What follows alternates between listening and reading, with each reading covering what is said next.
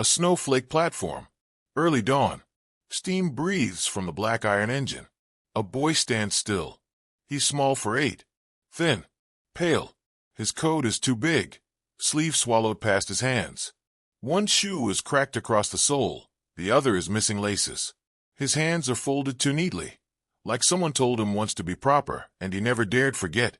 The woman who brought him barely looks back. She adjusts her gloves, eyes forward, lips pressed so tightly they disappear. She walks quickly after handing him off. Like the faster she goes, the less she'll hear. A frayed brown tag swings from the coat button. J. Carter, age 8, Church Home, Brooklyn. He doesn't move when the whistle screams. His ears flinch, but he doesn't cry. The train door opens with a rusted groan. Dozens of children climb up like shadows, some clinging to bags, some with nothing at all. A few look back, most don't.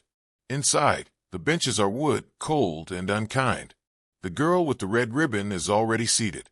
Her face is freckled, too old for her years. She pats the spot beside her. He shakes his head, doesn't speak. Sits by the window instead. Outside, a porter coughs and mutters to no one. Poor little cinders. The train lurches forward. The engine groans like it's tired of carrying sorrow. He grips the coat tighter. The tag swings up and scratches his chin. He doesn't brush it away. A flash of memory. The echo of heels on the orphanage floor. The back of his mother's head. Her hair pinned.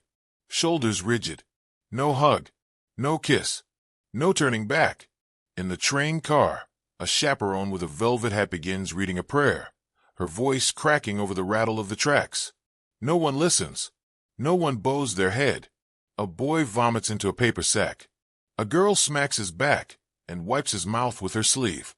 Another child unwraps a crust of bread and hides it beneath her skirt. 2 boys argue over a blanket, whispering threats.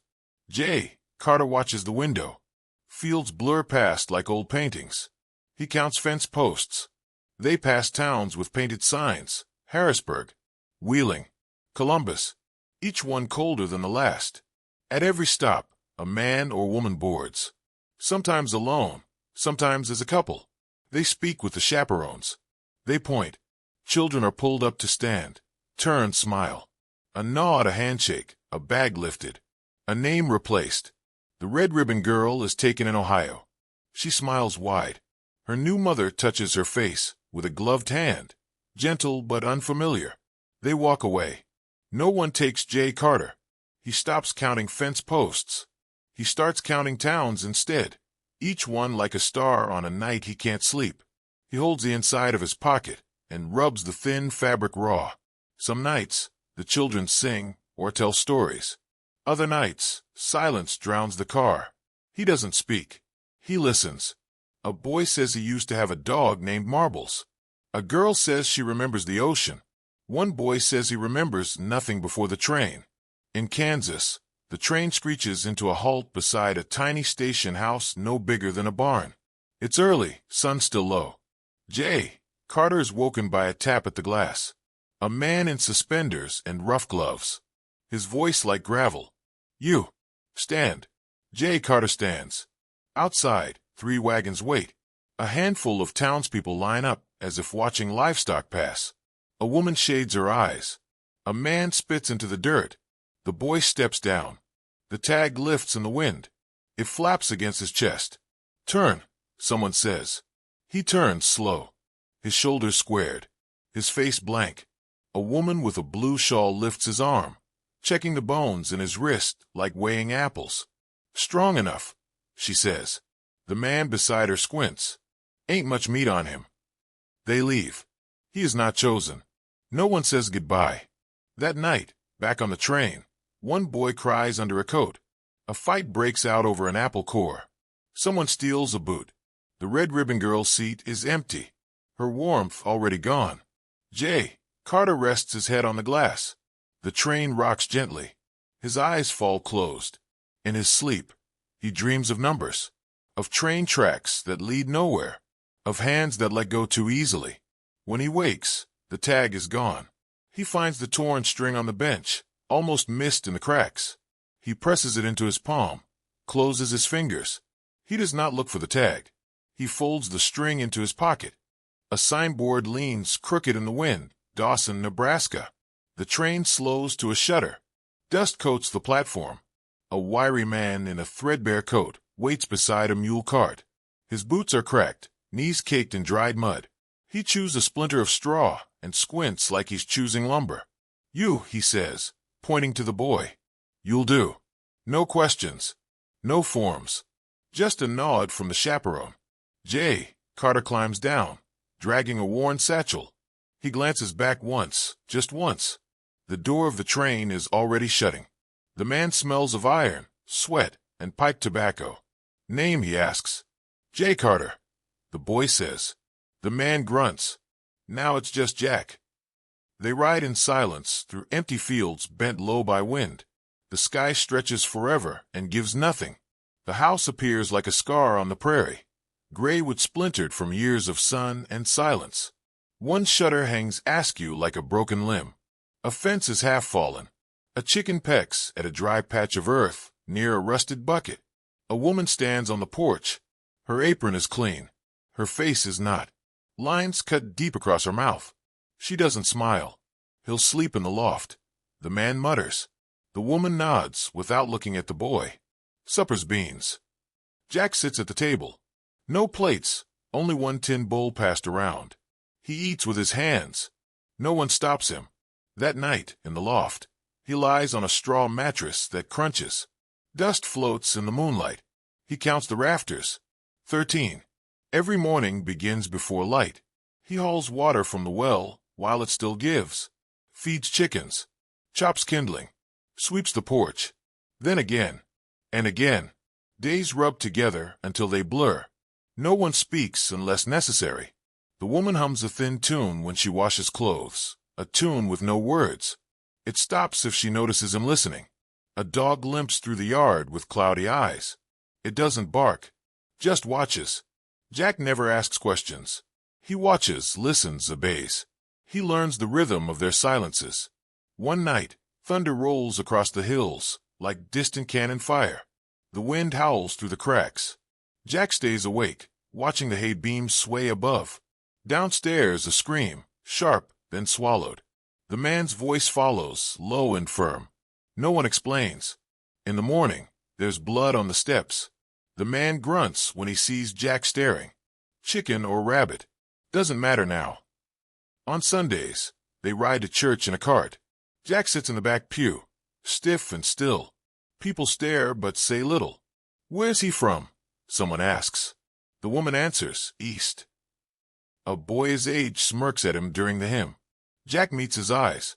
Doesn't blink. The boy turns away. Afterwards, someone whispers, "He don't talk much. Must be slow." Another adds, "That's the mute from the East." He learns to live with it. Winter comes early. The well dries halfway through November. The man curses the ground, spits on the dry stones. They haul water from town every other day. Meals shrink to potatoes, salt, and what he can catch. Jack learns to trap squirrels, to wring their necks quick. He never winces. One afternoon, while folding linens, the woman silently holds out a scarf, hand-knit, blue-gray, with one end unfinished. She says nothing. Jack takes it and wears it that night, winding it tight around his ears to keep out the wind. The man drinks more now. The bottles stack behind the woodpile. One night, Jack finds him sitting in the dark near the stove, eyes red, mouth slack. The man doesn't speak, just stares at him. Too long. Jack pretends not to notice, climbs the loft ladder, lies down with eyes wide open. By dawn, he's walking. The road to town is long, cracked, and unkind. 12 miles. He counts every fence post. His hands freeze around the cloth sack. He buys flour with coins from a tin on the shelf. No one asks why a boy walks that far alone. He walks back just the same. No hurry. Just quiet feet over hard ground. At the house, he doesn't knock. He leaves the flour on the porch, turns to go. Later, when he comes back from feeding the chickens, a warm plate waits on the steps. A biscuit, small but whole. Still steaming. The scarf stays wrapped around his neck. The man doesn't look at him for 2 days. On the third day, he nods once. Just once. Spring unfolds slowly, as if unsure it's welcome. Chickens lay again. The woman smiles once, barely, like it surprised her. Then one day, a wagon from the train depot rolls into town. A boy climbs down. He's younger than Jack, cleaner, better dressed. He wears a new coat, stiff with starch. A fresh brown tag hangs from his button. His hands are folded too neatly. The townsfolk whisper again. Some smile. Some just stare. Jack watches from the edge of the yard. Doesn't speak. That night, he sits in the loft, counting rafters. He stops at 13. Smiles just barely. Then closes his eyes. Years pass like falling dust. Jack Carter becomes a man by forgetting how to be a boy. He learns to fold his silence the way others fold laundry. Automatic, practiced, necessary. At 17, he walks away from the Dawson farm before sunrise. He doesn't take the scarf. He doesn't take the knife he carved with. Just a satchel and the string in his pocket. No note. No farewell. No memory left behind on purpose. He works rail lines first, long stretches of nowhere strung together with steel. Swings hammers until his arms forget they were ever small. He eats alone. Sleeps under the stars. Answers to Carter when called. Doesn't bother correcting it. His hands grow thick. His back stiffens before 30. His eyes dim, not from age, but from time. He wanders west, always west.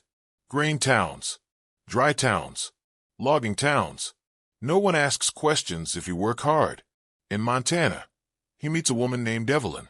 She's not beautiful, but her voice is calm. They meet when he delivers lumber to her brother's store. She asks if he's eaten. He lies. She smiles. Over soup. She tells him her father came from the orphan trains. New York, she thinks. Or maybe Boston. Jack doesn't respond at first. Then quietly, like speaking into his own memory, he says, "I had a tag once." The word surprised them both.